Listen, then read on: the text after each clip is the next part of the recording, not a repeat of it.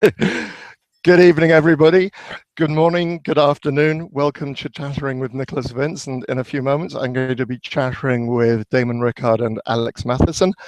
Before I do, there were just a couple of things I wanted to do. Firstly, just thank you to everybody who tweeted and Facebooked me for my birthday. That was very, very kind of you. I think I've managed to read them all and like them and respond. If I haven't, I do apologize. It's Facebook, I swear, is just disappearing things. But I was very touched, very moved. Thank you very much indeed. Just to remind you, there won't be a show next weekend. I will try and get something up if I can, but I'm away at my nephew's wedding. So I don't trust an unknown hotel to be able to run this show. So no show next weekend, but after that, Sean Evans from Back to the Movies on June the 7th will be joining me. The week after, on June 14th, Liam Regan, the director of Banjo, who recently took Banjo to Cannes and the film festival there and the film market there, will be joining me. After that, we're going to be doing another original versus remake, considering how hilarious the last one was. Can't wait for this one. This is going to be on The Thing. We'll just look at a couple of films. I discovered today there were 4 films made based on the short story, including Horror Express. I hadn't realized that was based on the same short story. And then at the end of the month, I'm going to be joined by Tristan Risk.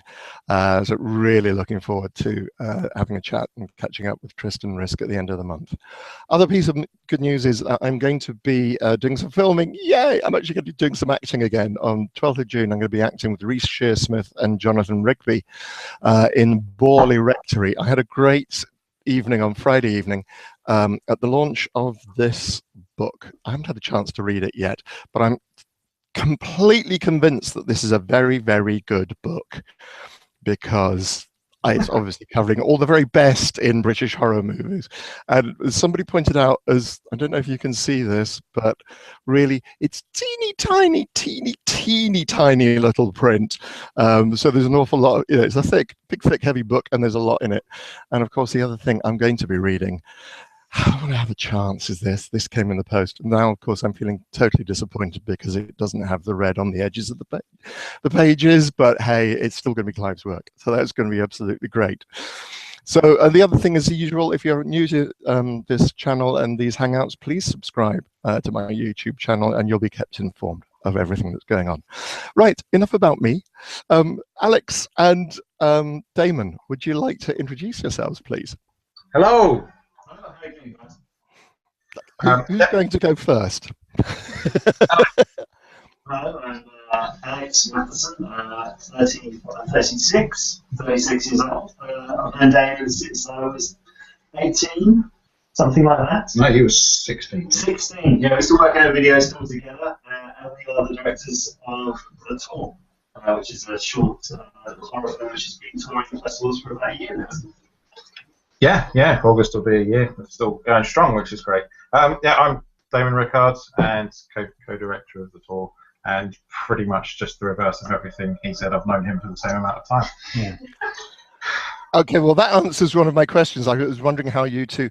Incidentally, Alex, your voice is a little twisted, so if perhaps, I don't know if you can move in a little closer to the microphone. Damon, we're hearing quite clearly, but Alex... Or that may just be the way you normally speak. Conversations. Yeah. Cool. So you've known each other since you were at school, basically. Is that right? No, it wasn't school. It was we bonded over a lot of films. That's how we met. I walked into my local video store one day, and Ben served me. And I think it was the time 12 Monkeys was coming out, wasn't it? Yeah. And I was going through the back catalogue of the Terry Gilliam films, and I wanted to get registered Bram £1,000 after I had watched that film. I remember as a kid, and he was watching it on the telly as I came into the store because he obviously had the same exact idea. And we struck up a conversation, and about 3 months later I started working there. And we worked together about 3 years, and then became lifey, bestie, friendsies. Okay, so Damon, so you guys worked together for 3 years. What work was it you were doing? That was at the video store. I was a manager at a video store called Apollo Video, and he worked for me. Yeah. And yeah, it just literally we sat around and watched films, listened to music, got free pizzas from across the road, occasionally served customers some films and talked to them about the films, and yeah, I mean, it was only 3 years, but we just stuck around each other ever since. We've had a lot of the same tastes, I think, and similar music tastes and similar film tastes. And I think up until sort of the internet really started to kick on through university, I genuinely believed that my fullback career was going to be running a video store. And I was so upset when technology sort of wiped that potential dream out, because we had such a good time working there. We put together the best horror section in the country. Yeah, it was fantastic. It was. How big was the horror section in this video store? It was a smallish video store, so it wasn't massive. But the warehouse that Apollo Video had, I would regularly go down there and raid it for the best horror films so that nobody else could have them, and we got them. It was good. We could sort of curate a bit the shop sold, basically. Obviously, we had the main section, but all the back catalogues, all the classic films, and we could sort of start suggesting options for those. And we believe that we taught our area that we lived in what good horror is. Okay, and so all right, so that's a very good place to start. So, what you believe that you taught your local area what good horror is? So, what is your definition of good horror? Oh, that's a good question. Definition of good horror. That's a tough one to answer. I mean, I think if somebody could answer that, they'd be sitting on a pretty good gold mine. You know, we had our favourites of the classics. You know, things like They're the Dead, and we just. I don't think I could define what makes good horror, to be honest. The way I would describe it, I think any film that leaves you with something, it doesn't even have to be a good film, but has a moment in it or something which you'll remember forever. Right. Films like Possession. And Damon often runs at his house. I say runs like it's a big thing. But he has huge movie nights where he'll get 6 or 7 horror films back to back and watch them straight off. And we sometimes do old horror film collections, and sometimes we do other things. And we brought Jablowski's The Possession. I don't know, it's a 1980s Cannes hit with Isabella Reggiani, Savignon's first film. And that film, not a perfect film in any sense of the word, but had some scenes in it which you'll remember forever. And I think that's what always makes a good horror film. It's tone for me, and just those really amazing moments which you can't believe, you know, the WTFs, you know, what the hell just happened there. And to really raise the intellect of this, the bit in Hellraiser when he rips his hand on the nail, that has stayed with me my entire life. Yeah, a good kill is always. So this is the with the mattress going up the stairs. You mean? And, yeah. Because I saw it as a kid, and it was just, I know, you know, it's not the most horrific thing you're going to see in a horror film. It was just like, oh, that's so horrible, and just stayed with me. Yeah. Guys, we are still having problems with your microphone, and Guy Pearce, this has been commented on. It is very strange. Alex, I'm going to ask you, okay, guys, I'm going to put on a pause, and we're just going to see a couple of minutes. Let's see if we can sort out this microphone. When you watch this back, you're going to be amazed at the difference. So, Alex, can you try leaning back and speaking for me? So, try it from there. Okay, I will do some sound testing for you there. Do some sound test. That seems to be it. So I obviously misled you. Okay, fine. I'll stay. Yeah. So. I'm a little so I'll check back. It is very, very strange. Damon, we've got a little bit of reverb. Unfortunately, guys, we did try using microphones and headsets for these two. They failed at the very last moment, so we've had to resort to just using the laptop and its built-in microphone. So I do apologize for the sound quality. Sorry, technology failed us, or we failed technology. I'm not sure which way around it was. One of the two, absolutely. Okay, so yes, we were talking about Hellraiser as a prime example. So so you worked in a video store, the two of you. Did either of you actually go on to study film at all? So I went off to university. I did a history degree, And then in the weirdest, I did like a film course in New York, like a 12-week film course, which was like a prize for me finishing my history degree. And then I won a job in television, live on telly. That's how I started in TV. And so I got into TV production that way. And slowly but surely, I then started to work towards the directing angle there. So for the last sort of 10 years, I've been doing advert directing, but for TV promo directing, really, which is, you know, promoting television shows, basically. Oh, cool. That's how I got into it, yeah. I picked up a camera and started mucking around with it. Ended up doing some unsigned bands, music videos, and some wedding videography and stuff. And just, yeah, I did no formal training from me. Everything I've learned off this guy. Oh, so okay. And then what? So, Alex, you're working in and still are working in television? Yeah, I've been working for Channel 4 and MTV, so I do a lot of youth telly. That's basically a bit silly at heart, so I think it's sort of, yeah, that's where I am working currently. But yeah, a lot of it's editing and a lot of that sort of thing, but occasionally I get to go and shoot some adverts and do some things like that, which are good fun. Yeah, so it's not too bad. It's good to get back to things, but it's a really different skill doing an advert to drama and shooting narrative, drama, which is, something I've never done before until the tour. Really. Until the tour. And that's interesting. What do you think? Obviously, it gives you technical skills. You've directed, you've been telling people where to stand and what to do and so on. And I would have assumed that, even a short promo that's 15, 20 seconds or something has got to have some sort of story arc in it, or is it? Absolutely, yeah.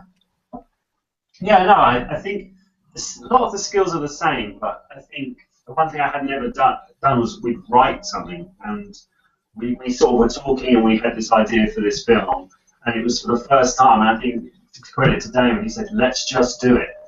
And I think I procrastinated a long time because I know a lot of directors who I work with who I would say are better directors than I were, technically, and all these sort of things.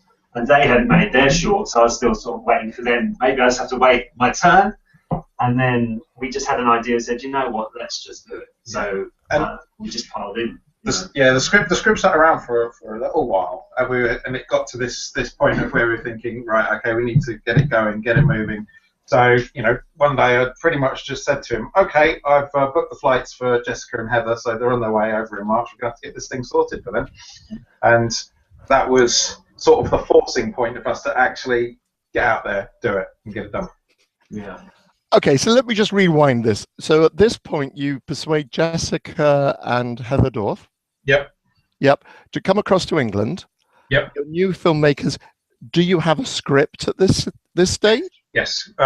Script. We had the script. It was just. It wasn't finished. It wasn't entirely finished. No, we did have changes to it afterwards. But I'd sent it to Jessica a short while before. She'd had it a little while before we actually finally got her on board. It was just getting to that point of, okay, if we don't actually, we've taken that first step to go, right, we're going to do this, and then it was that second step to actually committing money, committing time, everything to get the project going, and that was sort of like the first thing. Put yourself into a position that couldn't get out of. So it was. We backed ourselves into a corner. I think you'd obviously been going to Fright Fest for a long time, and your friends and community there, and I think that was like a really clear mark in the sand. Can we get a film into Fright Fest? Was the challenge for us. Yeah. So we said, okay, well that's when it's got to be made by. That's when it's got to be delivered. So let's just have a go. So it was sort of an experiment to see if we could do it. I guess it's the honest truth of it. We didn't give ourselves enough time, but at the same time, it was great that we had a line where we had to meet, a deadline. I think that was a good thing for us. It stopped the procrastinating. Yeah, definitely. Okay, so let's rewind a little bit. So how did you write together? Did you physically sit in the same room, and one of you sit at the keyboard? Like I know comic writers often work. We started off where we were, we talked about the sort of horror films that we liked, what sort of thing we want to do, and we got our ideas together. Alex went off and did a write of the draft.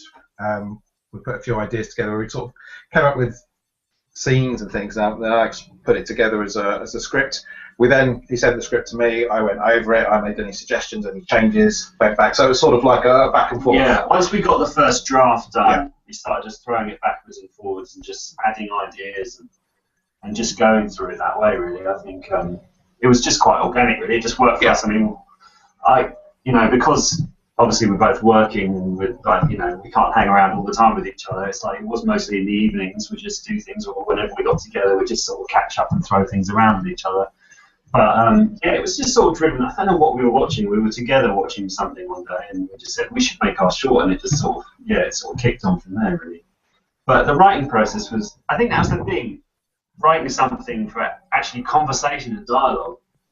That was the real challenge, which I thought, I was worried about, because it's not something I don't think comes naturally to me. I never thought of myself as a writer or anything like that, but we had to do it, so we did it. And actually when we showed it to the actors who we were looking for casting and things, they were really responsive and positive about it, which gave us a lot of confidence. And it was straight even up to the point of, until we actually, or for me at least, until I actually saw it coming out of the actors' mouths, it was still a bit, this is really good dialogue, but then when you saw the actors bringing it to life,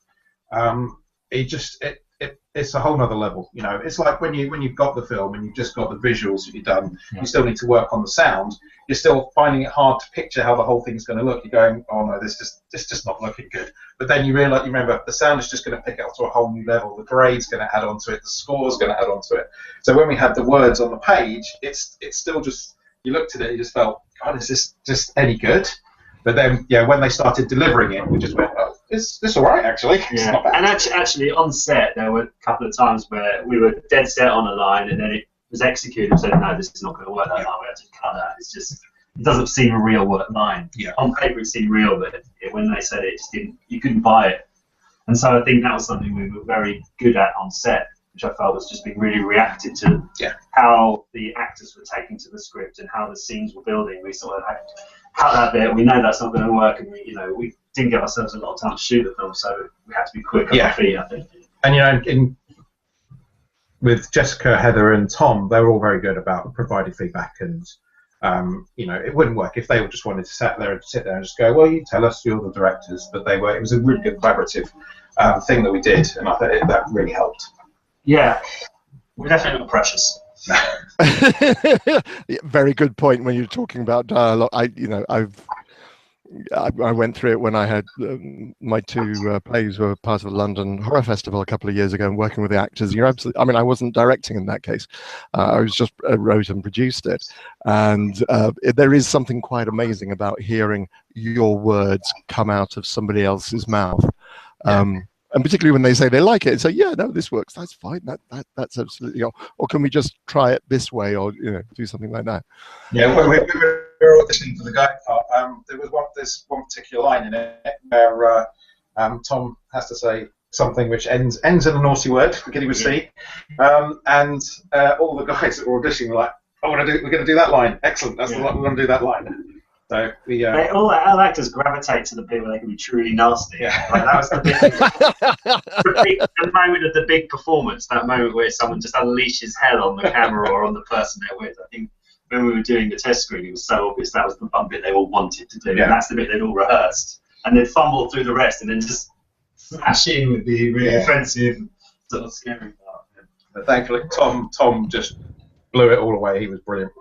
He was very good. I'm going to come back to Tom, and I'm going to come back to Heather and Jessica and exactly how you got them involved. We've got a couple of questions come in from Kim and Andy McCartan, which I will come to in a couple of seconds. There was just one thing I wanted to ask. Which writing software did you use for writing the script? Final Draft.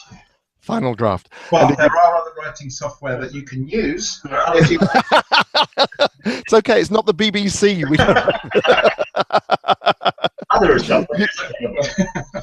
We're not necessarily giving a recommendation or supporting or and if you decide to go out and purchase Final Draft, that's your lookout. Okay, so it's Final Draft. And did you basically have sorry, I love the technical details of these things.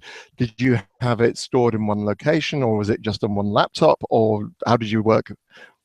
We just threw it about to each other, didn't we? Just email feedback, change it, So Alex basically had the main copy on. Right. That was the one we were going to use as the file. But if we needed to go back to others, it was on emails and things. So we had it floating around everywhere. Cool. So be very careful. Right. Okay, cool. All right, so this is a question from Kim Lehman, which I'm going to read out. If I could click on the right thing, I'm going to read out. When you come up with an idea for a film, do you have thought this is done before, or has another film or novel inspired you to write? Have you also thought of an actor or actress in mind for a character you thought of that inspired the film? So let me see if I can clarify this a little, Kim. So the question, there's two questions there. Is, do you have that fear? Has this been done before, or did you deliberate? That it's inspired. Or are you conscious something that inspired you? And also, when you're writing, did you have a particular actor or actress in mind?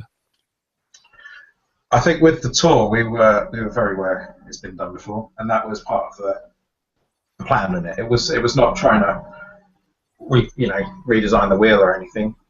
We wanted to do something which represented things that we liked. So, the challenge was to try and do it, but do it a little bit differently. Yeah, I sort of agree with that a lot. I think the films is a bit of Hex, you're going to have to put link out of it. I go forward. I agree with that a lot, but I do feel the film was very much a product of circumstance a bit in the way it sort of came out in terms of the place we found. We rewrote the script as soon as we saw the location to some degree and things like that. But so going back to the question now, I think as when I'm thinking about adverts, I'm always thinking about the dialogue the audience already has with the world of culture you play with. And so if I write something, I need people to get the references quickly and really, really quickly and efficiently. So, if I'm using a line and I want to twist it with something, I think it's always good to know that there's a huge pot of pop culture or culture references you can delve into, which are shorthand for an audience, which you can go straight to things. And so with this film, I mean, we were there's hundreds of horror house films and haunted house films and all that sort of thing. I think we just wrote an idea which we felt was achievable for us. I mean, it was a small budget, and we knew we needed to keep it tight. And I think I've written too many things in the past where I've just gone, this is going to cost me £100,000, and then I need makeup effects, explosions, and I thought, right, we'll keep it short. And I think it was the first idea we both really liked. I think is probably the best way to say it. So this is something we feel comfortable we can achieve, but also something which I felt like we both liked the idea, and that was good enough for us. I don't think we were trying to reinvent the wheel, but we were just saying, from our level of experience, this was something we could do, and that was the exciting thing. Okay, I think this is there are two very good points there as far as I can see. Is like, don't be afraid of, because nobody is going to write a completely original story as such. Shakespeare didn't write an original story. He took existing stories, and he basically did research, but he literally just took Italian plays or Italian stories and just rewrote them for the stage. But also that thing about being realistic, what you can achieve with your resources as a filmmaker. So this was something that you felt we can do. Did you stay within budget, or did you go over budget? Well, we didn't so much have a budget. I don't think that was really the case, was it? It was more something that did it scare us to stop, I guess. Yeah, it was. I mean, I had an idea of. Well, I had an idea of how much it was all going to be, and it did go somewhat over that. But yeah, we just kept plugging away. It was still within the realms of possibility with what we were doing. There were points perhaps where we had to not do certain things because it was just going to be far too expensive. But yeah, we did stay okay with the budget. I think I just felt we had an idea which we felt we could achieve if we put our minds and everything toward it. And I think, I mean, on the day of shooting, we dropped pages of script. We had another 4 pages of scares written, which just had to go because at the time we knew we only had 2 days with everybody, and that was the end of it. So on the day we were rewriting the script and dropping scenes, and yeah, it was fun, but it had to be done. And we were shooting day for night and everything like that, you know, maximising our day as much as we could. So it was necessary. Yeah. So I was curious about that, actually, shooting day for night. So the good old-fashioned day before, way before, digital was using filters, blue filters, in front of the camera. You did this digitally afterwards, did you? Yeah, it was mostly done in the grey, but we couldn't do it when there was shooting with direct sunlight.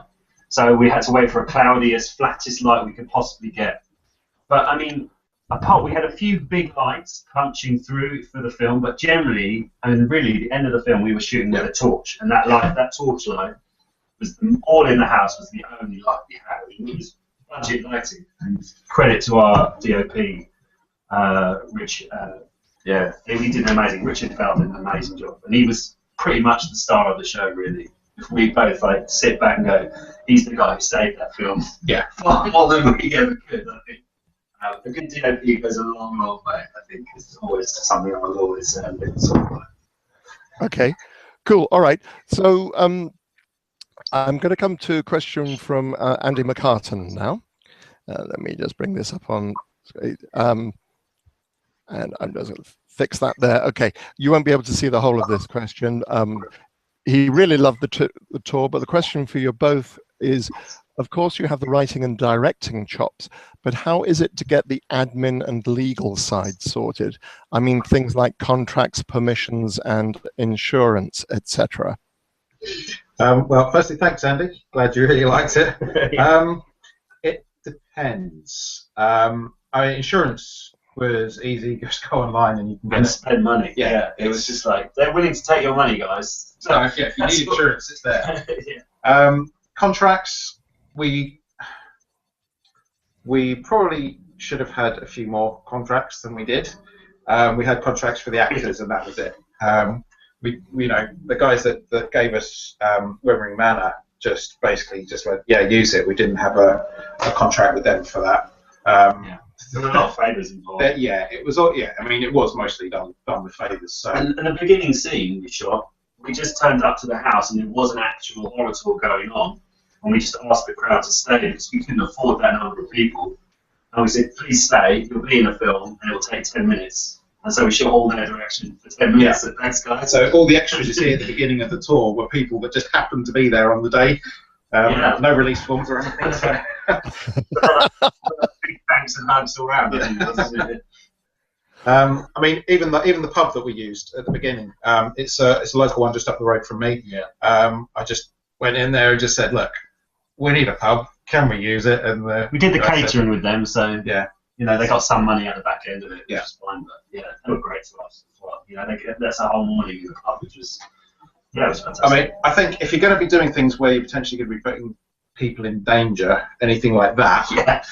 Or if you're going to be using something where you could be breaking something on a set, you could be putting damage to stuff, or if there's going to be a lot more logistical issues in your film, you're having to cart people from place to place to place to place to place, I would say you need to be more careful and get the proper admin stuff and everything in. If you've got the right, if you've got the right team, good production manager in there, it's not that difficult. It's all just time and effort and just getting the right pieces of paper to the right people. It's just managing it. But for something like this, where you're doing something really low budget and you don't have necessarily the size of a crew which can really do all that for you, then you cut corners, maybe. Anything, yes, it's known as guerrilla filmmaking for a good reason. Yeah. Okay, so I'm going to come back. I've got another really good question from Kim Lehman, which I'll come back to in a few moments, if I may. So you've got a script. You've been batting it backwards and forwards. You're kind of doing that thing, are we going to make this? Are we not going to make this? How real is this? Okay. And seriously, Damon, did you just say, right, I'm going to make this a fait accompli? If I book actors for a particular days, then this is going to happen. Is that how it worked? Pretty much. Yeah.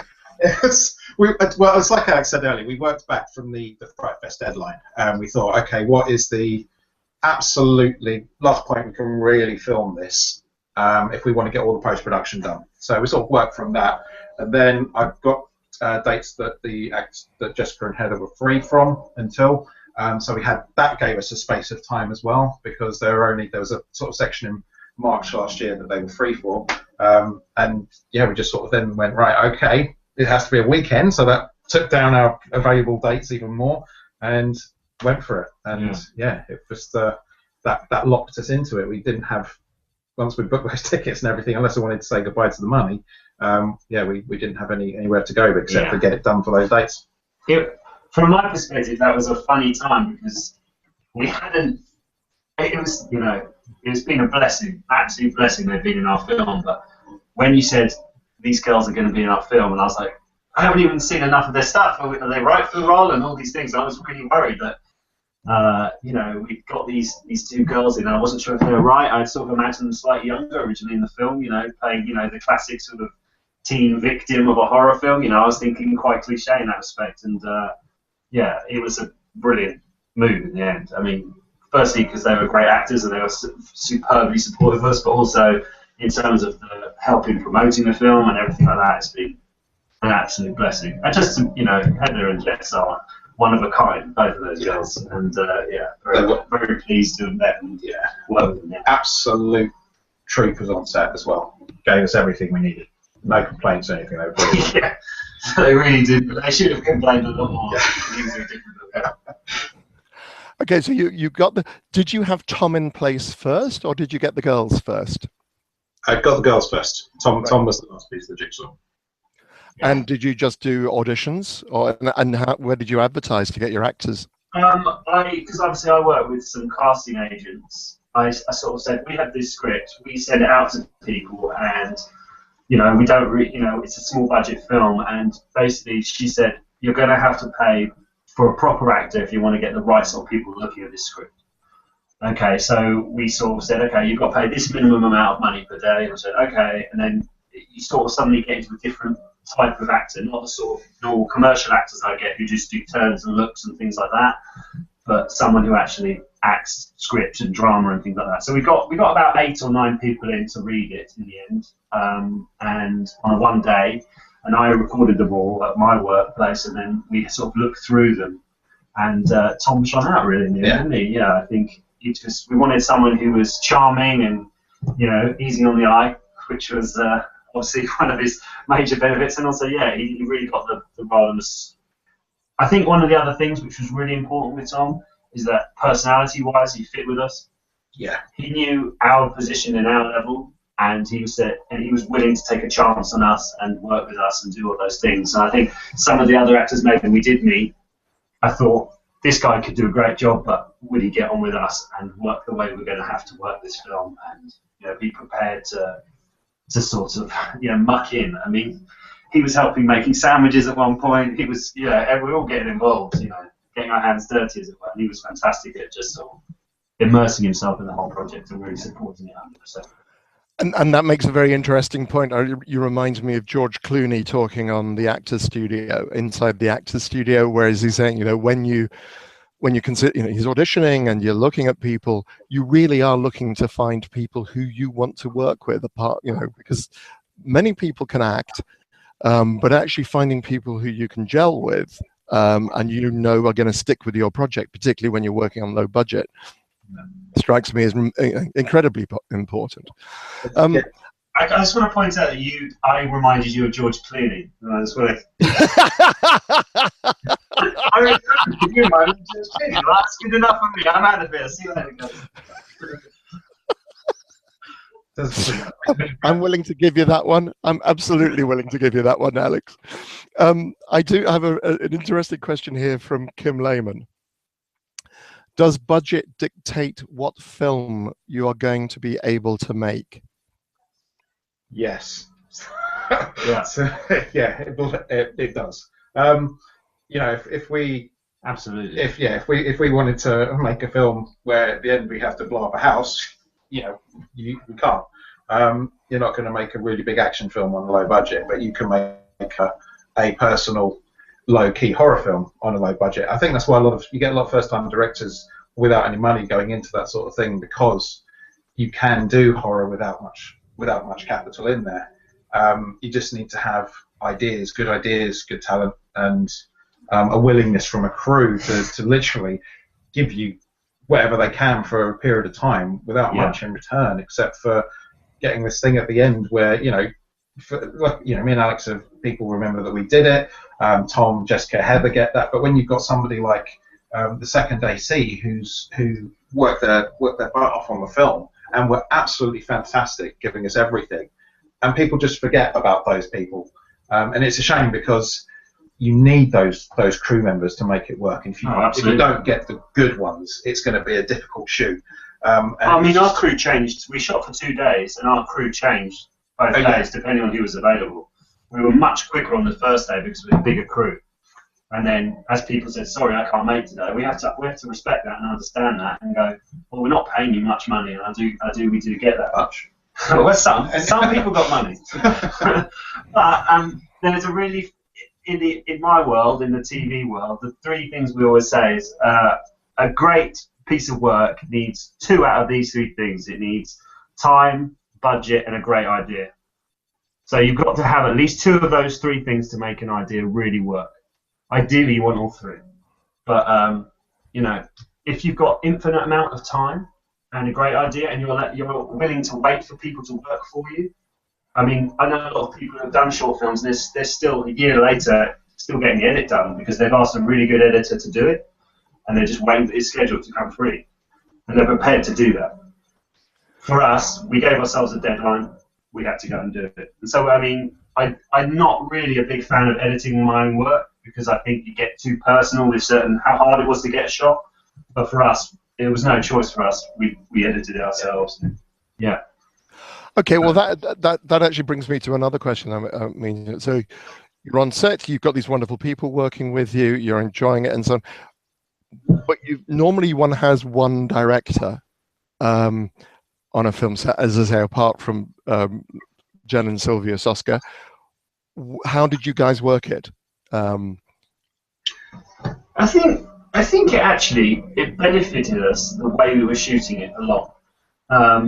I sort of did the initial shot lists, and I think on the beginning of the shoot we had one location we were shooting with 2 cameras.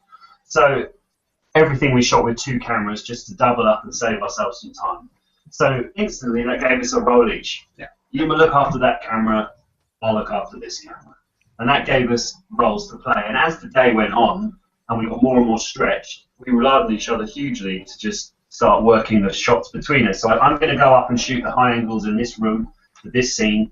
Can you get this scene here? It was just a matter of necessity for us. And I guess for you, Damon, it was, from my perspective, I guess it was as the 2 days went on, you did more and more as you got more confident with it. Yeah. Did all that. So, it got to a point where one of us couldn't have finished this film. That's how it was. I mean, we finished at 2 o'clock in the morning, or no? That's 4 o'clock on the second day. 4 o'clock on the second day in the morning. It was a very hard slog. So it was one of those things where it needed both our energy to make this film work. So literally, what do you start your filming on a Friday or Saturday morning? We started the filming started about 8 o'clock Saturday morning. Went through till about 1:30 Sunday morning, and then we had to fix a problem where we'd flooded the kitchen of the house that we were using. Yeah. We were trying to fix a tap that was leaking and just kind of made it worse. So we had to then get the guy that owned the house out at 2:30 in the morning to come and sort it out, then get everybody back, and then Sunday we started, what was about 11 o'clock, and ended up going through to about 4 in the morning where, and we had Heather having to, at the end of it, she had blood all in her hair, obviously not real, and we were trying to get her extensions out and they were just glued into her head. So at 4 o'clock in the morning, she's standing there with actually yanking these hair extensions out, just doing this. Didn't complain. It was... Our blood was too thick, it wouldn't squirt. That's the honest truth of it. What did you use? Was this your own makeup? Was this your own recipe? We bought some from a props company, but they didn't send anyone down to help us use anything. And as it got colder in the night, because it got dropped temperature, and we think it thickened up a lot. Yeah. So we had these syringes which were just out of shot, squirting blood everywhere. And yeah, basically, by the time we got to that scene, I was just pumping blood, and I couldn't see where it was going. It was just trickling down her back. I just couldn't get. So yeah, I squirted over her back, which was not pleasant. But fundamentally, it meant that was a hard moment, because when you're really tired and you're desperate to get a shot, and technical things start falling down, just keeping the motivation of people on set, like, no, sick take now, we'll get the squirting blood this time, guys, and all that sort of stuff. We had our Steadicam guy saying, I was supposed to have left 3 hours ago. Yeah. Yeah. So that's the fun of a film set. Those little challenges and adventures you have are the things that make it all worth it. Right. Well, I have. Whilst I was listening to that, I have just posted some invitations to people who I had said that they were going to be watching the show. So if you're watching the show and you're on Google Hangout and you've got cameras, mics, etc. set up, and you do want to come on the show and ask a question live to these guys, then please do so. Please pick up the call. This doesn't always work. We sometimes have to. So if nobody comes on, guys, it's nothing personal. Except we've got trouble. Mr. Mark Logan has joined us, is in the house, ladies and gentlemen. Posted some invitations to people who I had said that they would. Mark, you're playing. If you're watching the show, and you'll need to close that tab down. Yeah. And you do want to come. Got you. There we go. Not more technical difficulties. Long time no see, Mark. Oh look, it's George Clooney and Brad Pitt. How disappointed would you be, right? If that's what you were tuning into, and you got us to. What a disappointment! I want my money back. I was about to say, George, you've got pass. I know, it's such a terrible shame what's happened to me. Did you have a question, Mark? Yeah, I did have a question actually.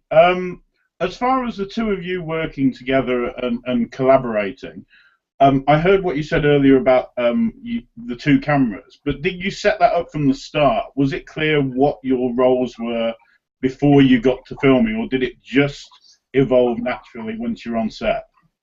It was quite natural on set. I think we know each other pretty well. Yeah. I think we trust each other, and because I guess I probably had the more experience. Yeah, I had the more experience starting in at the thing, but there's no, if I'm not, I can't do this thing by myself, and I can't hog. You can't.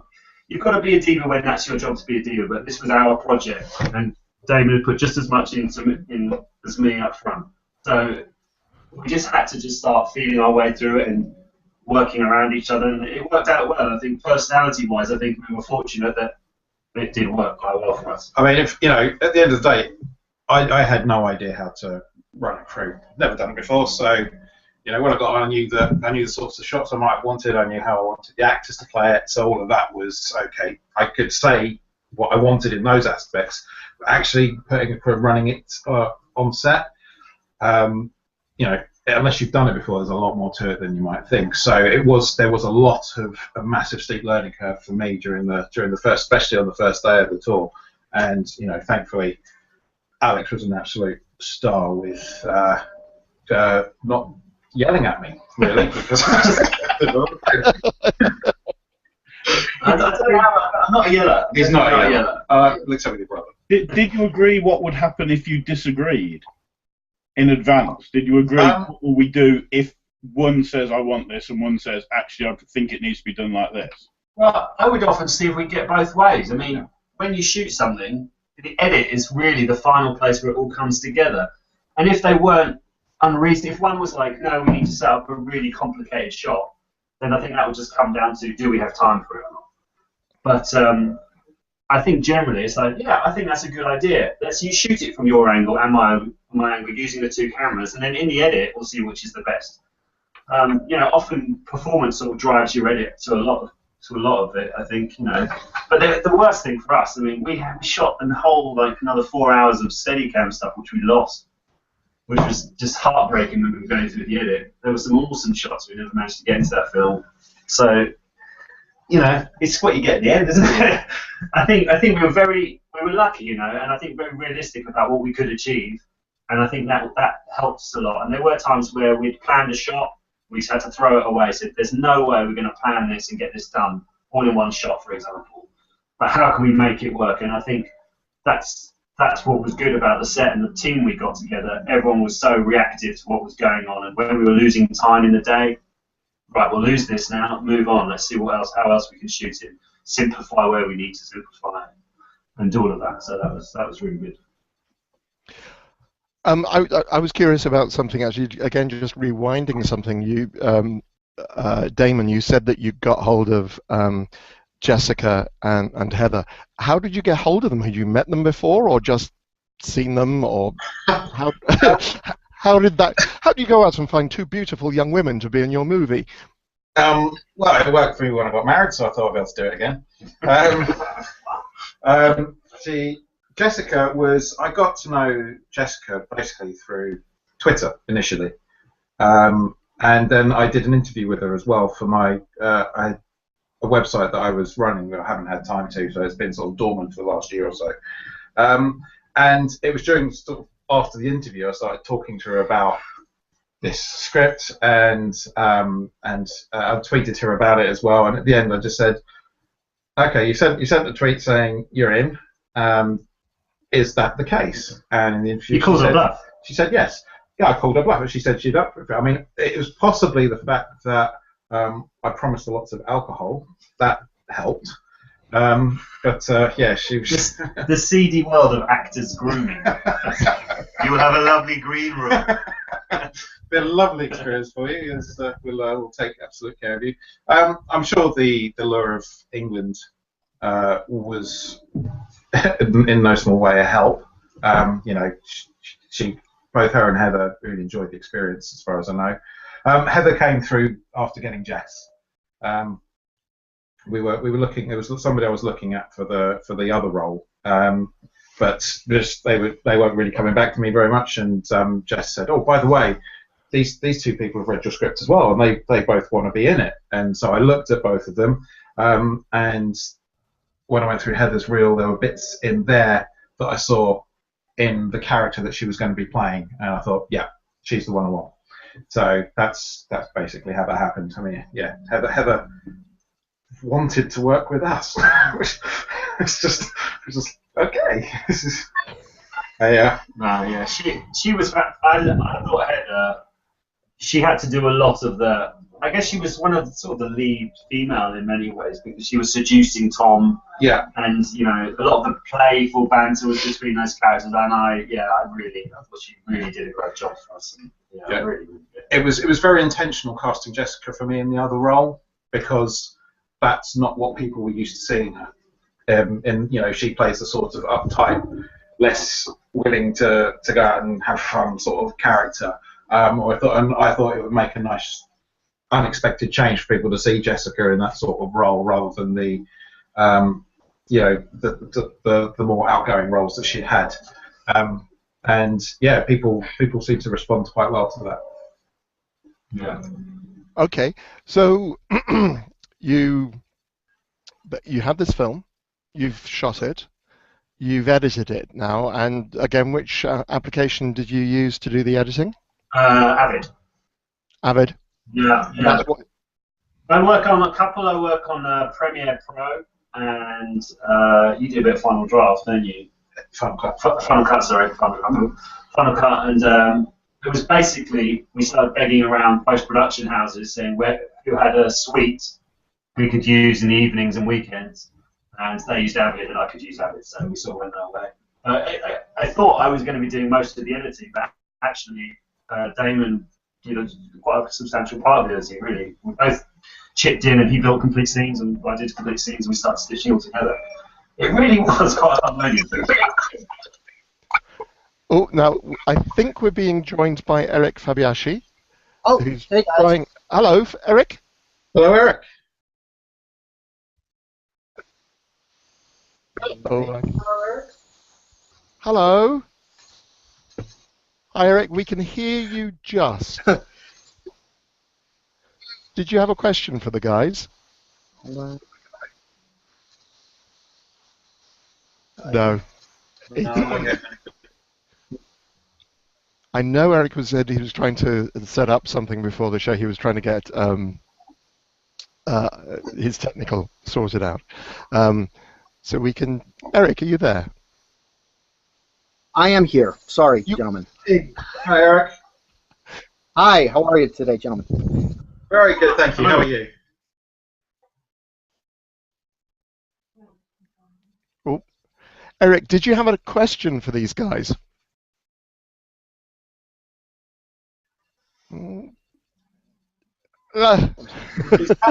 it's not George Clooney and Brad Pitt. I thought, look at that. I feel for Eric. I've been here. Mark, yeah, I know. Eric, we'll leave you there for the moment, Eric. If you try, we can't hear you at the moment, but I'm not going to eject you, and we're kind of like 5-10 minutes from the end of the show anyway. But if you have a chance, there are a couple of other comments that I did want to share with you. This is from Kelly Rawn. The tour blew me away to the point of watching it more than once, so cannot wait for the package and more from you all. Which brings me on to the package. We've had comments about... oh, I'm just going to mute Eric because I'm getting flashes of sound, but not properly. The package, Damon, yes, is the film you have just finished filming, and this is you working on your own. Is that right? It is. Yes. Yeah, there was a couple of reasons behind me doing this one by myself. One was to take what I had learnt on the tour and say, right, I can go off and I can do this. I can give myself the confidence of running the set and doing everything myself, so that because we've planned, we've always planned for the tour to be a feature version. And I think when you're going to be doing something on a larger scale, there's going to be a greater need for reliance on each other, a greater need where perhaps we're not going to be in the same place being able to communicate, and it needed a level of confidence that both I would be able to do it with myself, my own confidence, and that Alex had the confidence to know that I could do it because obviously, he's got the greater amount of experience. So that was one of the things behind me going off and doing the package on my own. And it's worked out okay, I hope. And the question I wanted to actually go back to the tour for the moment. It's still going around festivals. Which festivals is the tour appearing in at the moment? Well, it's playing tonight at Crypticon in Seattle, where Jessica will be introducing it. I think that's in about an hour. Oh wow! Too late to get over there. Yeah, so unless you're close by. We played. Where did we play last night? Oh, we played in Kansas last night. Yeah, we're waiting on some dates for a couple of festivals in Portsmouth. We're playing in November in Germany, where we'll be going over for going to be at the Weekend of Horrors convention. So we'll be over there for that, which is also, luckily enough, quite fortunate for us. They've also got Catherine Isabel and the Soskers over there too. So, well, that's going to be a hard weekend. Yeah, I know. I'm kind of thinking. I'm want to remind my manager that I'd quite like to go across. I think it'd be really. I haven't been there for a couple of years. I'm sure it's about time they have me back again, just so I can see the Soskers. I'm kind of having withdrawal symptoms from not seeing the Soskers. And actually, to meet Jess in the flesh would be lovely, and the gorgeous Catherine as well. Okay, so you've got the tour out doing the festival rounds, and you've won an award. Is that correct? 1 or 2 awards for the tour? A couple of awards. Yeah, I don't think we've actually won acting ones, isn't it? No, yeah, we've been but we've won Best Actress for a couple of things. Heather got it at the Chicago Horror Festival. We got Best Ensemble Cast at Rio Grande. We've been nominated for a few Best Actor Best Director awards. We've been nominated for a few Best Short awards. One was close. We got nominated one of the top 10 horror shorts. Top Top 5. Fright Meter Awards. We came in the top cool. 5 of 2014. So Yeah, that was very good. And that's an official award on IMDb and everything. So or official nomination. But a lot of the festivals we're playing at was annoyingly a rather good short called El Gigante, which kept being. And the director, she's lovely, but every time she picks up award, and it's one that we're at, I keep having to point out, just stop winning when we're playing. I've not seen El Gigante yet, but I was looking at some posts because the Oscars were sharing some stuff about that as well. Gina, is it? Who's the directress? Yeah. She's I can't remember how to pronounce the surname, but Gigi is her first name. Right, Gigi. Yeah. Yes. I mean, we got a couple of we came third twice in audience nomination awards as well. So the audiences were liking it, which is great. That meant a lot to me when the audience were voting for us. I think one thing we always tried to do with this film was make us almost like a short, full-length film, in the sense that it had a beginning, middle, and end, and an arc. And I think lots of short films are often one idea executed well or one scenario set up. We just wanted to make it feel like this could be built into a feature film, in a sense. Which brings me, Alex, and I'm going to ask you to sit back again, Alex. Magnetizing. I'm sorry. Apologies. Yeah, it's fine. I constantly move around whenever I'm speaking. It's fine. So this brings me to my last question. Would you both consider doing a sequel to the tour or any other future film you have coming up? And this is from Kim Lehman. Well, that's we have. Well, we've been going through it. We had some ideas down, and I've sort of just finished the feature-length script. It's killed me, but we've got 90 pages now of a script done. It needs tidying, a little bit of tidying, but so it's not strictly a sequel. No, it's more fitting the tour into a bigger world. Yeah, basically the short is the first 15 minutes of the film. Right. And then what happens after that? And there's a twist to that, and we've changed it slightly, but it's what happens. How does the events at the end of that film turn into a much bigger picture? Yeah. So it's sort of coming out as a horror thriller at the moment. It's a mix of that, but I'm kind of happy with it. But I'm still in the dark, and we've still got to go through our process now of batting it back and forth and seeing where it takes us. So hopefully, all we wanted with the tour was a chance to make another film. That's all you ever want to do. As long as you get over that hurdle and someone will allow you to make another thing, and that's great for me. It's keeping the dream alive. That's what I want to do. I never want to get my dream because I still love chasing it. So that's what I'm doing, right? We just want to keep going and keep pushing on. So. Okay, and just whilst we've got Mark Logan there, and just whilst I'm going to try and bring another caller on, I always say this, the last question. Mark, I know you were actually out with Damon this afternoon doing some... You said you never know. He didn't. You posted it on the Google Hangout, basically. Hello, Jonathan. Jonathan, I'm just asking you a quick question, Jonathan, and then I shall come back to you. Bear with me for 2 seconds. Mark, tell us about what you were doing your location hunting for. I've coerced Damon to co-produce my next short, which I still just finishing on the writing front. It's called Rats. It's inspired by an M.R. James short story, and also a little bit by the H.P. Lovecraft short story. It has no rats in it, but we've secured filming at a fairly large castle that unfortunately doesn't want to be associated with the film, so we can't mention where it is, but it's in the Midlands and it's very big. So today Damon's been walking around taking photos of everything, including the ducks. It's an amazing location. We're looking at 3 or possibly 4 nights doing full night shoots.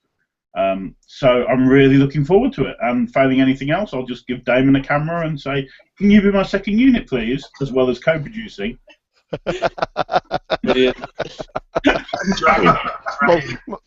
Multi-talented, use him as much as possible. I'll Okay. use him to the best of my ability, Nicholas. Right, Jonathan, you're joining us all the way from Crypticon in Seattle. Yes, I am. Yeah. How's it going there? Fantastic. I just had lunch with brunch with the Saskas just now. I had a quick chat with them during the brunch. It was very entertaining. One guy got chopped up into dinner. The Saskas took a guy to the back room and chopped him up, and he came out like as a meal for everyone to eat. I missed out on all the fun things, don't I? I have a question for you, Nicholas. How's your birthday? How was your birthday weekend going? My birthday weekend's going absolutely fabulously. Thank you very much indeed, Jonathan. As I mentioned at the beginning of the Yeah, I just got back to the hotel. So I thought I'll come back. I had to put something away anyway, but I thought I'd come back, say a quick hello to everybody, and just saying that I've got a 9mm to the Sauces and Gigi and everyone to try and get them to watch the tour, which is playing in about an hour's time here at Crypticon. Yes. That's awesome. Thank you. Jonathan, can I just say, the balls you had yesterday, I was impressed. Oh, yeah. Nicholas, you see that little stunt I pulled with Sylvia? No, I haven't seen that yet. Yeah, I gave Sylvia flowers. It wasn't just that. It was giving her flowers, a massive bouquet, and then asking her to be a date to a prom. Oh, yes. She said yes. Yeah, but I'll be honest. We just hung out. We didn't care much for the prom. We got there for about 5 minutes, and then we all just hung out outside and just and we were just hanging out and chatting. So I had some time. I was chatting a bit with Jen, I was chatting a bit with Sylv, and Kaz from See No Evil 2, and the Luchagor gang. So it was just fucking amazing. But it was all just a bit of fun. What happened was the flowers wasn't meant to happen. I was just gonna pull Sylvia to one side when I'd gone and seen him, and just said, "Hey, Sylv, do you want to go to the prom just for a laugh, you know?" And yeah, and I spoke to the organisers, just saying, "Oh yeah, I'm doing this," and they said, "Right, we're gonna give you the biggest bunch of flowers, and you're gonna go over there. We're gonna film it and everything." So I was like, "Okay." So yeah, but it's Nicholas. When you see Sylvia's reaction, is just the best ever. You're gonna love it. Right, I shall look forward to seeing that. I shall look forward to seeing that. It's on my Facebook. It's on your Facebook. I shall check. I shall definitely go and check it out. Please give them a big hug from me and thank them for their birthday wishes, which they put through yesterday. Yeah, no, I think one of the highlights of my birthday yesterday was looking on Facebook and discovering that 666 friends had wished me happy birthday. I thought that was achievement unlocked. That was inevitable. Gentlemen, thank you very much indeed. We're going to wind up now. I want to thank Kelly and everybody else who's been, and Jonathan, yourself, and Mark, and everyone who's been. Mark Wilson says hi, and Kimlan, and Prodison, P-R-O-D, Prodison says hi as well. Hello to all of them. Oh, okay, and I've just spotted a couple of other from Wolfenstein and so on. So, just wanted to thank everybody. This has been an enjoyable hangout. I think full of lots of very useful information for anybody who wants to go out and make their first independent film, perhaps with a mate, perhaps with themselves, about what it actually takes to be able to achieve this. Gentlemen, thank you very much indeed. Thank you for joining me. No show next week. I may be putting something out if something happens. So I'm not going to tell you what it is because it might not happen. Otherwise, June the 7th, I'm going to be talking with Sean Evans from the website Back to the Movies. Mark, Damon, Alex, Jonathan, and Eric. Sorry we weren't able to speak to you, Eric. Thank you very much indeed, guys. Good night, and yeah. Thank you, Alex. Thank you very much. This has been Chattering with Nicholas Vince, and I've been chattering about the tour.